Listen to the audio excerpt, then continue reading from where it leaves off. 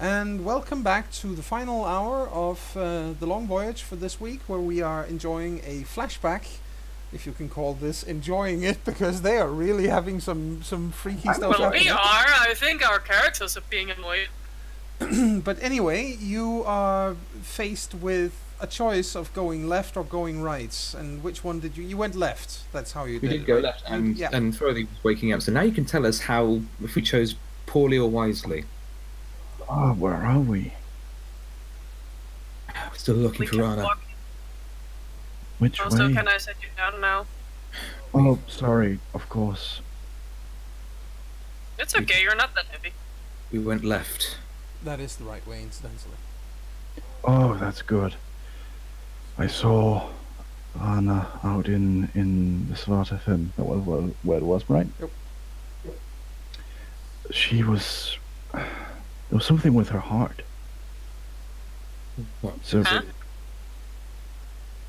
it might be exhaustion. I don't know. I tried to reach out to her, but I guess I think we saw that part. I'm sorry. I guess I'm not that strong of a sign maker yet. I've heard it's pretty hard on you, so I don't blame you. I must say, Frothy, you're only 14. Can't be Well, expected. you're only 50. Yeah. I suppose I am. But we should be headed the right way. Just. You guys can tell at this point that, despite its stoicism earlier, it's dark, so you probably won't be able to see it very well. But Sindri is actually. He's on the verge of sobbing. He's weeping at this point. Oh, His exhaustion, hunger, and fear at what he's going to find. He's sort of just stumbling over himself. Just can't quite bring himself to say it yet. But Smoothie will awkwardly pat him on the back. Well, you continue onwards, and as you get into You're cutting out again, Joan. let's try hopping to a different. That was quite clear. Okay, well, I'll try talking louder, and hopefully that'll work. yeah. Maybe it's when you go into a softer tone that it happens. I guess it might be. Because but- there are some times when you Yeah, talk very softly, and it then- goes wrong. yeah. All right. Well, I'll try to be more. Enunciate. Yes, I shall be enunciating things and stuff. Anyway, Enunciation. what I was saying is that you are moving into actually into Svartalfen pretty soon, and when you some of the first things you see when you get there is this place. It should be said. I mean, obviously, you know that Svartalfen exists because, well, the Jarl is the Jarl of Svartalfen. The problem or the point is that Fen, obviously in this case, is a bog. It's not a very nice place to settle, per se. You don't build your houses in the bog if you can help it. So, Hirborg itself is not located in a bog. It's located on the coast. It's a fantastic harbor, so again, not exactly very boggy. But everybody knows that Svartalfen is there. Everybody knows that if you go through the mountains, or up into the mountains rather, you will find Svartalfen up there. But it's not a place that people typically go. For one thing, it's bloody difficult to get to, as you've just learned. For another thing, it used to be, according to stories, it used to be a holy place, a very holy place, before the Grand Temple in Vananes was built. And there are stories that it was a holy place before that for at least 2 other swords.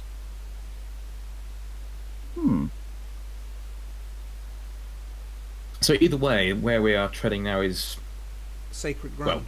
it's hallowed ground. Yes, it is. Do we have any traditions for treading upon hallowed ground? We don't have to take the sandals from our feet or anything. No, nothing of the sort. In a bog, what you need to be aware of, obviously, is don't step in the water and be bloody careful when you put weight on your feet that you don't sink in somewhere. But at least there are, you are several people together, so you can help each other out. Yeah. Oh, I've just realised what this reminds me of. What does it remind you of? Guys, we're in the swamps of sadness from the never-ending story. Oh, right, yes. No! It's either Not that... the dragon! It's no, either... not the horse! Yeah, oh god, when Artax died, I wept for a week. Yeah. Anyway, I mean, that is not actually what I was thinking. I'm thinking more of, oh no, it's the bog of eternal stench. Oh, that. Labyrinth.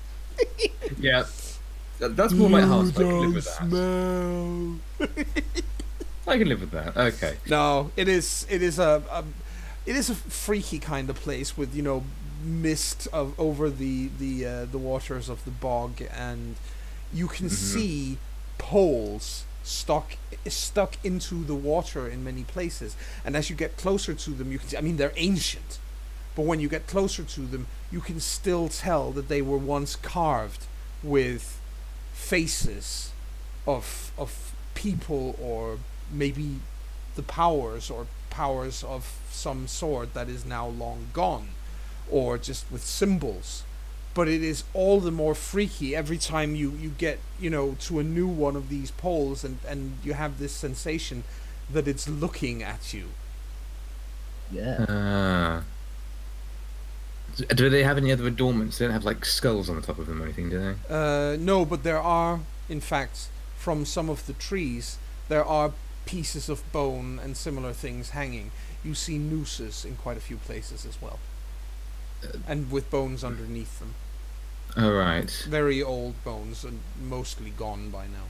But the one thing you also notice is, where there are bones, they're left undisturbed, so whatever animals might be around, they haven't taken them.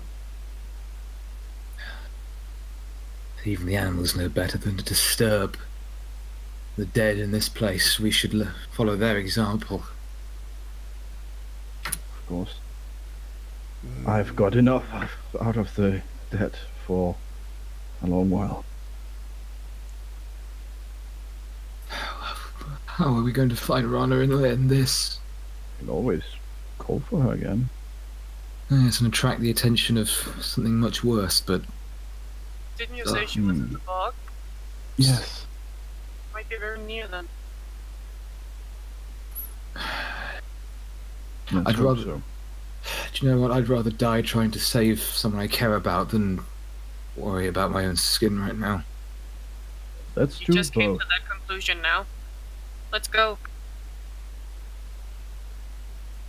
And as you move forward, you realize that yet again it's starting to rain,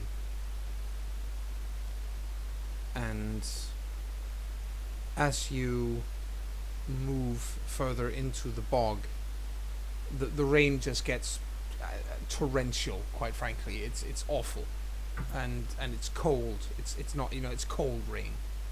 And it's in the middle of the night, and you can't see very much. The only thing you can see by here again is that you can see by the light of the moon, which is now mostly obscured, and marsh lights. And that's what you have. It's moving at this time of night in this place is lethally dangerous. If we're in a marsh, there would be more wood around, yes? Yes. In that case, Thrody would, I don't know, take a branch and take one of his sleeves to, rip it off, wrap around, and it's probably not going to last that long because he has no oil, but you're going to it's still use better magic than to nothing. light it. Yeah, of course, the problem is keeping, you know, can you hear me now? Yeah. Okay. Sound go. Hello. Hello. Sound? Yeah. Oh, there you are. Hello. Yes. The problem, of course, is that you can't use, well, you can use that, but it's also torrentially raining right now. Oh, true. In that case, he won't do it because he's saving his energy. Yeah, exactly. But as I said, it is extremely dangerous simply moving around in the dark in a place like this. You can barely see anything at this time. All you can feel, you have a very distinct feeling that you are not alone. I mean, all these poles that are stuck into the water, the darker it gets, the more it feels like they're actually watching you, they're actually looking at you. This is probably the most frightening experience any of you have had up until this point in your entire lives. I don't like it here. No. Neither. Let's just find Rana and get her home. Yeah. One of the well, again, as I said, moving right now is exceptionally dangerous. So do you sit down and wait for light, or do you keep moving in this Thrody suggests we sit down, find somewhere we can be relatively dry, and then wait for daylight, because he's exhausted, we're all exhausted, and we're doing Rana no good if you could walk go out die. right past her and not see her in this darkness. Yeah, it's fine. So yeah, we'll stop and try and find somewhere to wait it out. You can find there's almost a lean-to against a very, very large tree that you come by. It looks like someone may have used it at one point as a small temporary shed or something and when you open the door to it, the door falls off its hinges. It's that old. But what you see inside, you see what are clearly half-finished small votive statues. Somebody has been carving. You can't recognize any of the symbolism on any of these small figures, so presumably they belong to powers that are no longer in this world. But it has been used as such by someone at some point as a place to prepare small offerings for the powers. But it's dry at least. Maybe we should pay a respect. I'm sorry to barge into this place. We just need a place to stay dry. Well, and the wood in here is dry. All these small votive figures are in fact dry. You could light them on fire and have some... Thrody will mention the idea, but he's not doing it without consulting with the others. And burn the power? Heck no, we'll just get murdered. Oh, that's the point. They're not your powers. They are from a group of powers that are no longer in this world.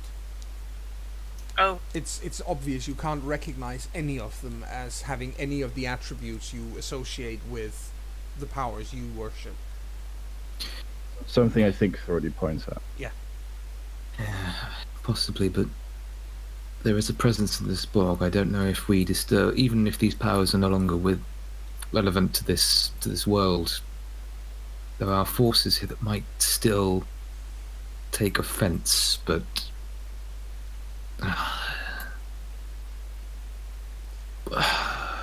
well, we're out here. Our chances of getting back are looking slimmer and slimmer. Why not take a risk? Right, let's offer our prayers to our powers, though. Of course. Thrody promptly, as he puts together something to resemble, a small fire. Yeah. He will pray very hard, as best as he knows how, to the Lady of the Hearth. Well, obviously, her and a small fire to warm yourself by. Yeah, that makes sense. Prayer to Lady of the Hearth, prayer to the Wanderer, and as grief-stricken as he is, even Sindri is even willing to offer a very small, somewhat tentative prayer to the Lord of Laughter to help him find the twisted humour in all of this somewhere. Yeah, the Lord of Laughter isn't listening. Leave a message after the beep. Beep. Mm-hmm. It's just sort of you're not laughing. You're not laughing, and there's no humour in this. Yes. I mean, well, if he goes completely mad, he might start to see the humour in everything. Well, true. But They're coming to take you away, haha. Yes. Yes, but no. Haha, to the funny farm. He must become Sindri the Grim, not Sindri the Insane. Yes. So we shall see. What happens is that you... excuse me. Yeah, sure. Over the course of the night, you do... Obviously, you get warm with this fire. You get warm, and it helps you dry out, which is equally important, because otherwise you catch the death of cold from this. But you get warm and you get dry. You still haven't had anything to eat. By now your insides are screaming for food. there's no clean water to drink in a bog either, for that matter. But you could at least, you did get something to drink from the what's it called? The waterfall. Yeah, the waterfall.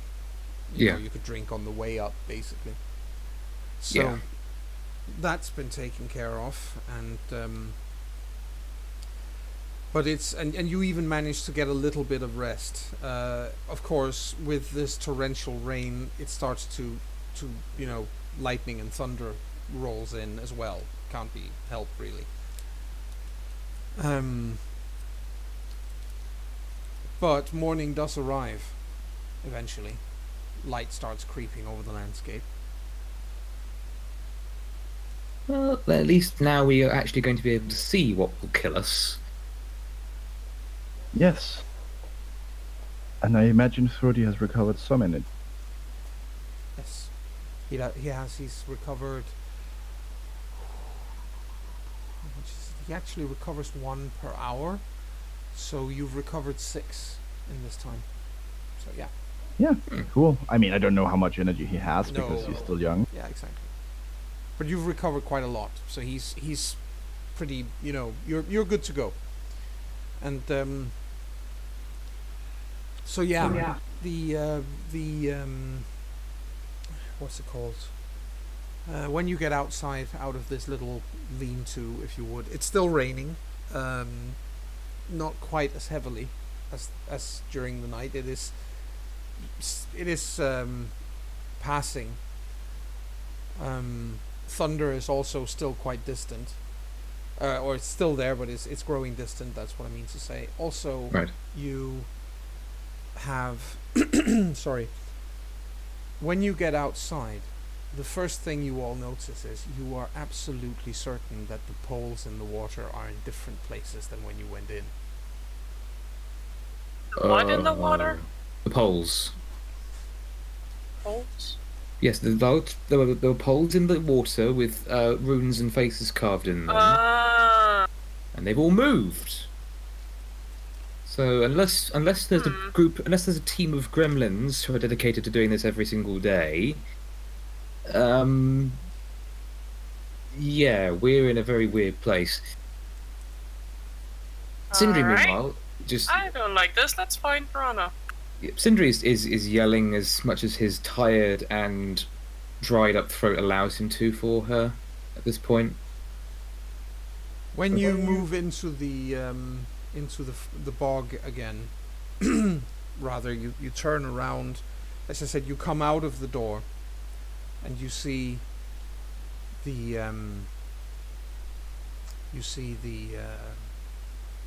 poles having moved. And then, as you turn around from there, you see on the other side of the tree that you've sheltered under, you see the old man that you saw earlier. He's sitting there.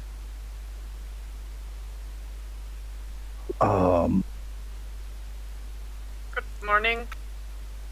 Hi again. It really isn't. What are you doing here? Well, I did tell you that she was important. Have you found her?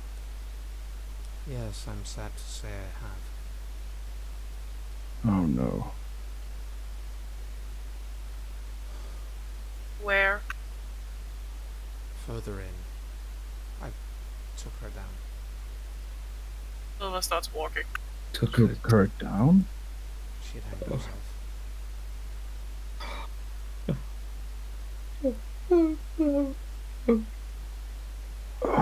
Sindri falls to his knees. Yes. Thrody stares blankly at the man. Silva's walking in the direction he gestured. Yep.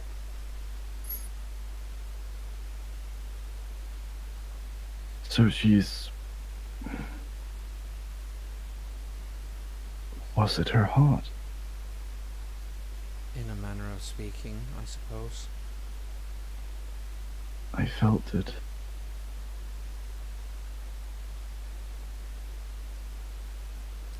I don't know exactly what was wrong.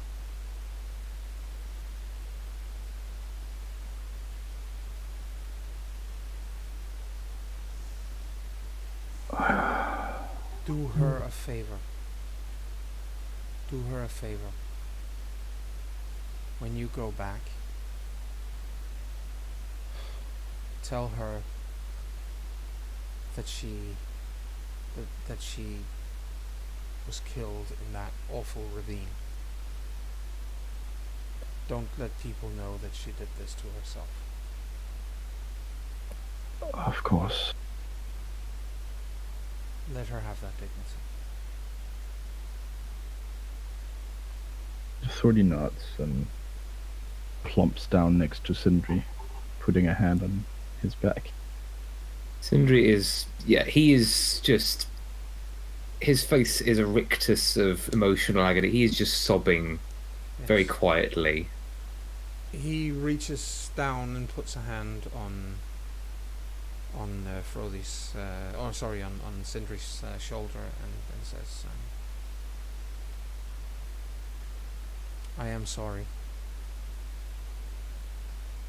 I have made sure she will be sent to the Corpse Queen in a proper manner.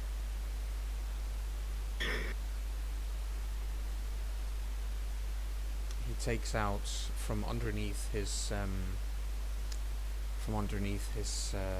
what is it called? From his tunic. He takes out a small pendant in the shape of a stylized skull. He's a priest. Ah. Of the Corpse Queen. Ah. I thought he says, I saw her in a vision. I thought she was going to be a priestess. That's why I came here to find her. She probably would have been. Well, clearly the fates had something else in mind for her.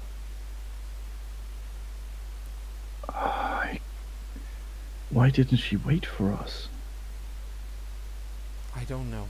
I can't answer questions about what happened in her mind. I don't know.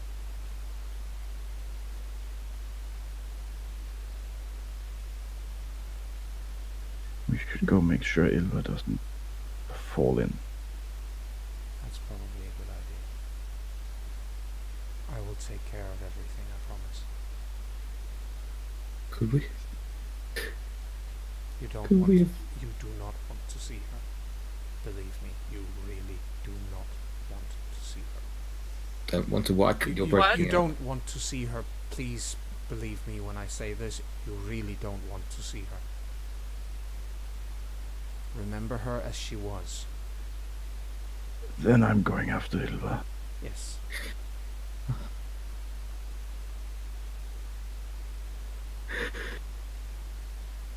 How do we get back home from here? I know the way. Could we have done anything? I don't think so. You've done more than any children your age can be expected to do. You are the best. You are the best kinds of friends, and you should respect that about yourselves and each other. You did everything you could. As I said, I will take care of what needs to be taken care of. For the record, my name is Geyer. And as I showed you, I am a priest of the Corpse Queen. I am from Blue Ice Sound. And if you are asked by anyone, give them that information. Thank you. Throdi is by now probably embracing Sindri. Yeah. And, I imagine that Sindri is sobbing.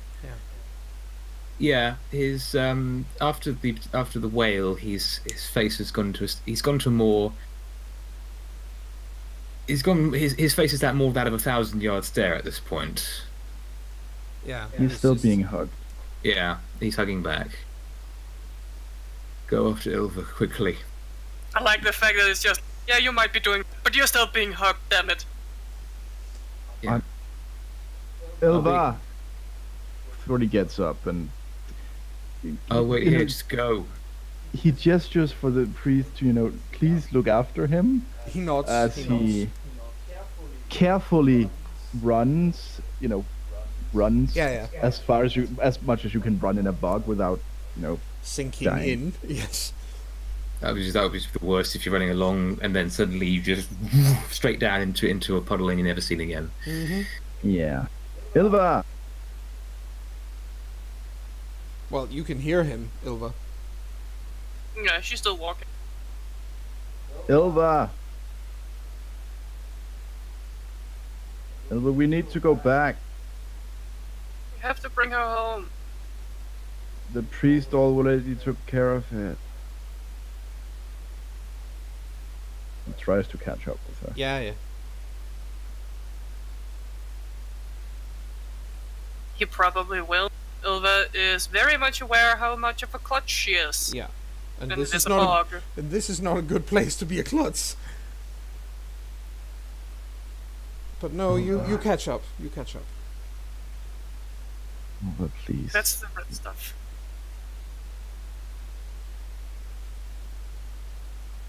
Ilva, we need to go back. Ilva's also crying at this time. But we have to have her with us. She died in the ravine when the rocks fell. We should at least give her that. But then she'll never come home. She's already with the corpse queen. The priest took care of it. We should have gone after her immediately. Yes, we should. But by now, Thordy is also tearing up. Yeah. Ilva just turns around and hugs him. If we'd left immediately, we might have found her. Oh no, she hugged him. Now he's crying.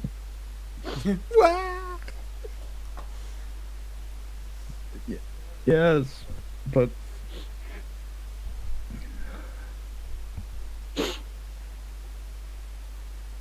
Let's just go.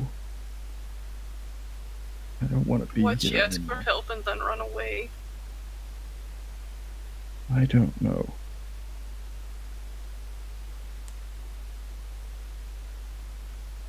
And I guess I can't ask anyone either. She would be the only one who had the answer. Let's go get Sindri. I think he's not doing too well.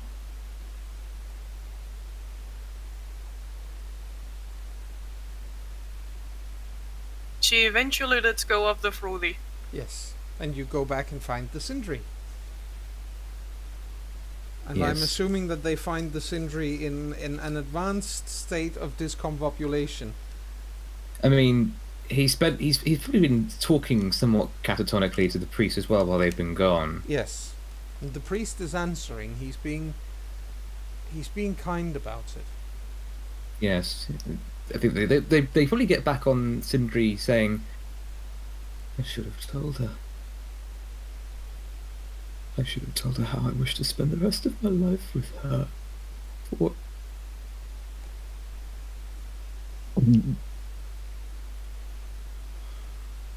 I cannot say that I'm a great expert in matters of the heart, he says. Sadly. But it does nobody any good, ever, to dwell on the should-haves and what-ifs when someone has passed into the care of my lady. It is never a good thing.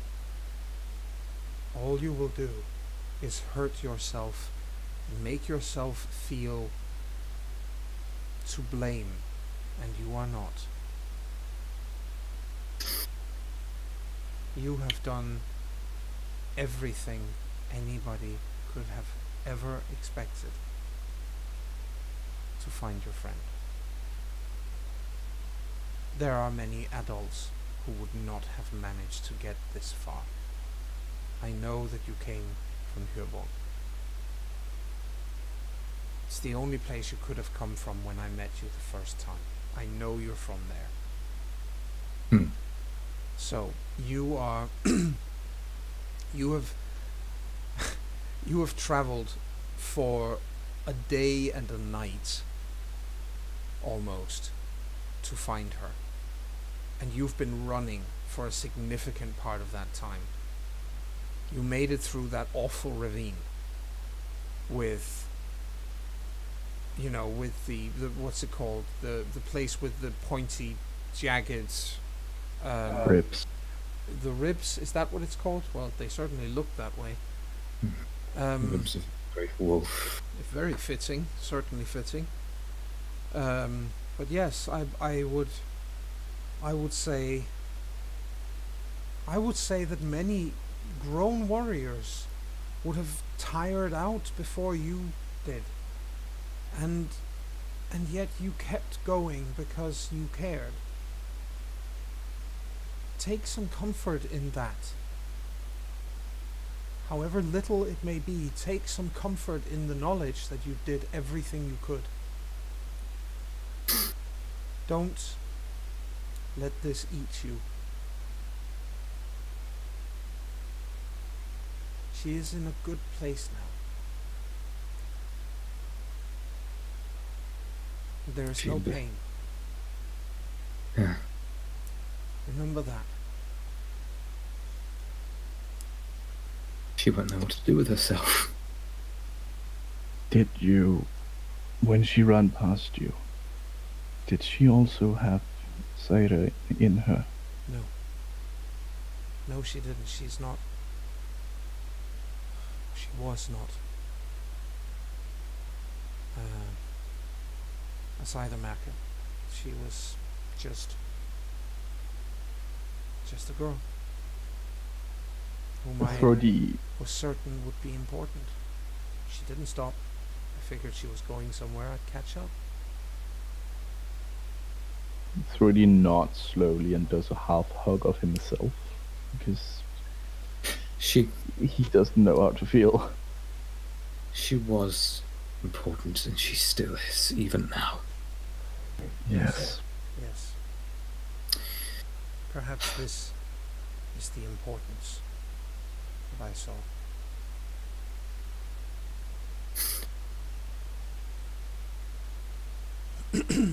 It is...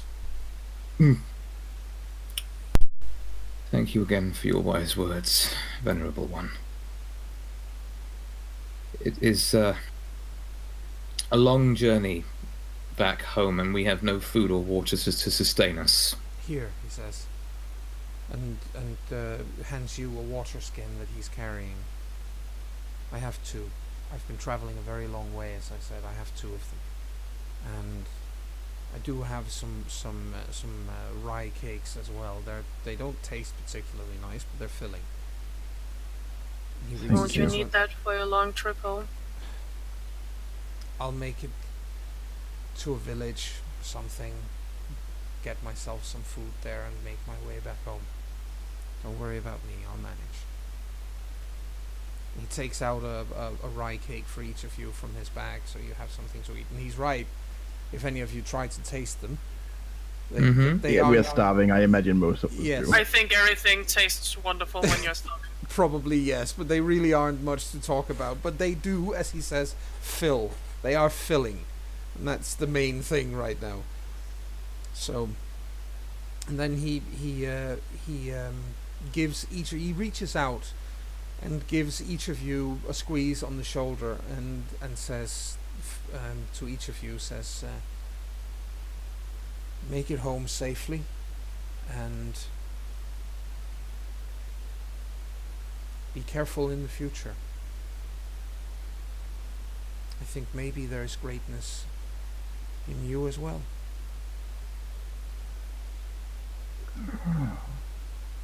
There must be, or you wouldn't have held out this long. Right now, I just want to get home.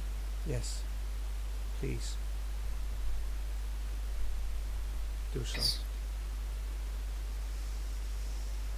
Go ahead. Fare you well, then. And you. He turns around and walks away into the mist. So, I think the story is that we followed her and the landslide caught her and we got lost. Yes. We found her in the ravine. We couldn't go back. We had to try and find a way back around. And we did. There's a way where the way splits. One of them leads back. We need to get back that way then. We should be able to at least see our way back with the light. I used to be so envious that everyone thought she was a seer.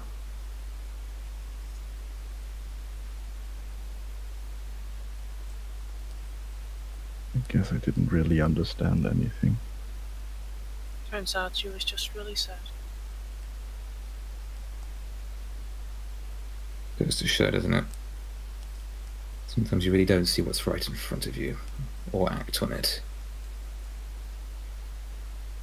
Are you alright, Sentry? No, but he's right.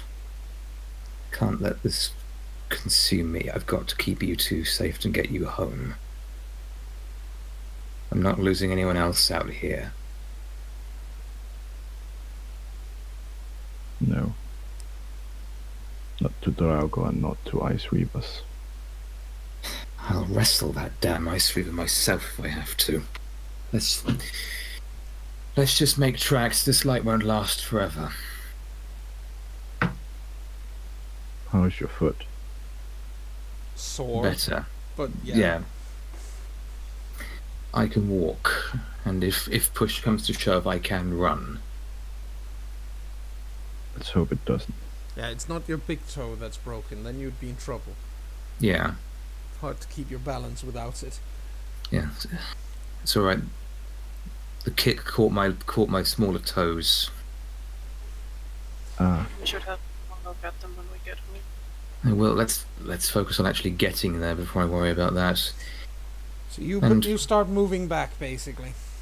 Mm-hmm. And it does take you, well, equally as long as it took to get here, to get back home. So you reach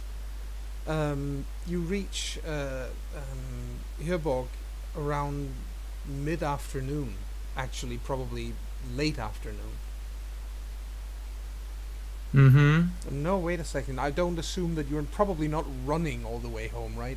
No. No, especially not with that foot. So in that case, no. We're also tired. Yeah, you're tired, We're and that probably means just hiking. it would be dark by the time you got home. In that case. Mm-hmm. Just the sight of us all walking in, Yeah. disheveled, looking very sorry for ourselves. I actually suspect Sindri lost his own fishing pole stabbing that Yeah, Draugr. he did. He's probably still got Rana's with him though. Yeah. The when you get home, the guards on the walls immediately shout that you're home, and they open the gates, and people come running, including your parents. Come running to. We're so dead. Throdi runs to his parents. He doesn't care how tired he is. He just wants to get a hug. Mm-hmm. Well, you do. You all do.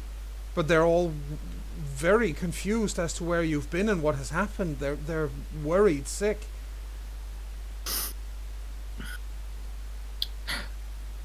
And of course you see Rana's parents there as well.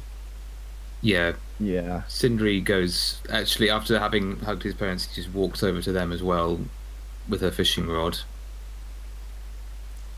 Seeing as you have the fishing rod with you, but not her, you just see her mother's face crumble, and she just begins to sob uncontrollably.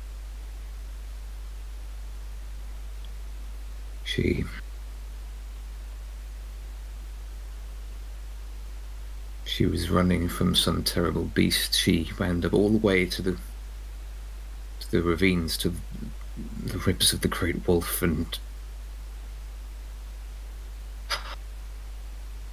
There was a landslide, Thrody says as he comes up. We got caught on the other side and had to find another way home. I'm so sorry. I mean, they're obviously, both of them are. They're not only are they inconsolable, but they barely register what you're saying, because, for goodness sakes, their daughter has just died. Yes, of course. Yes, that's fine.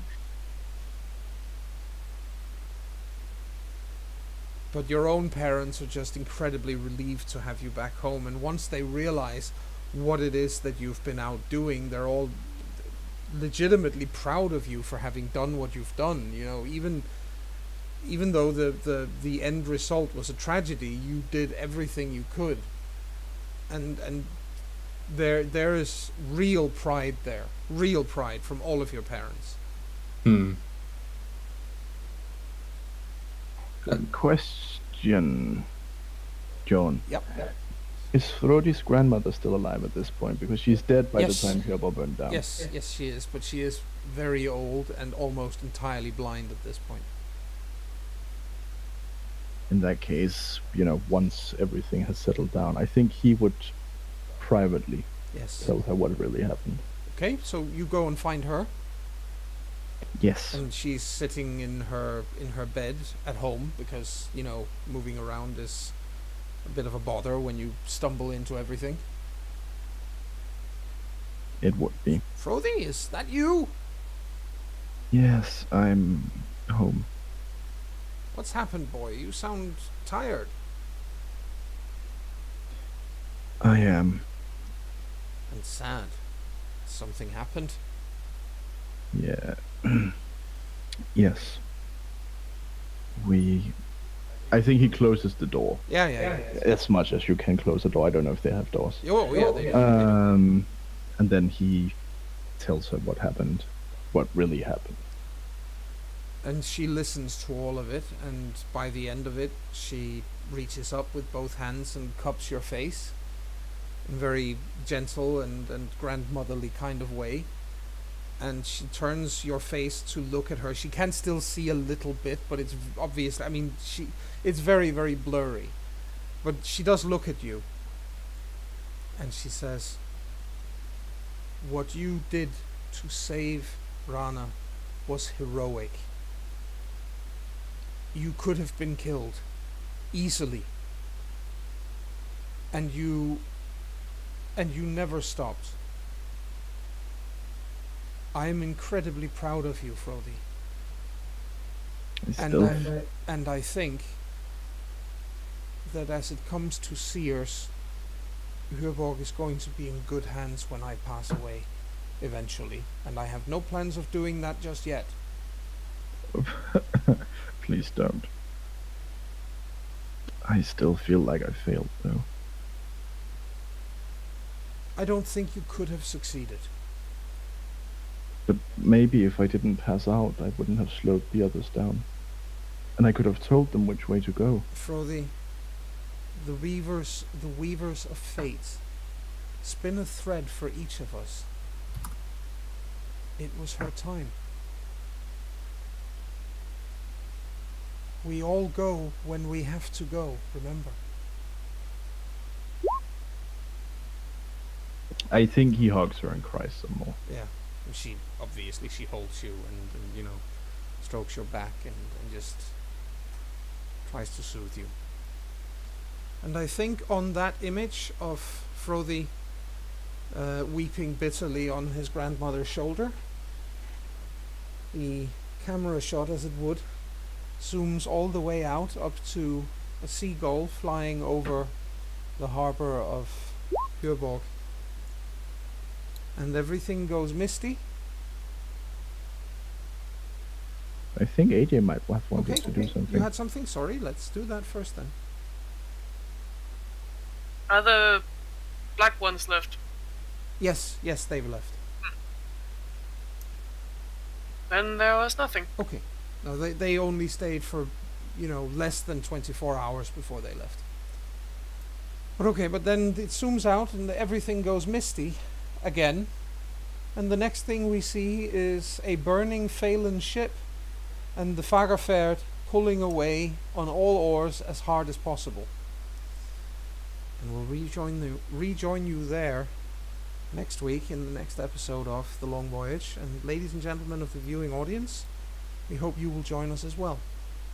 So for us, here, now, bye. Goodbye. Bye.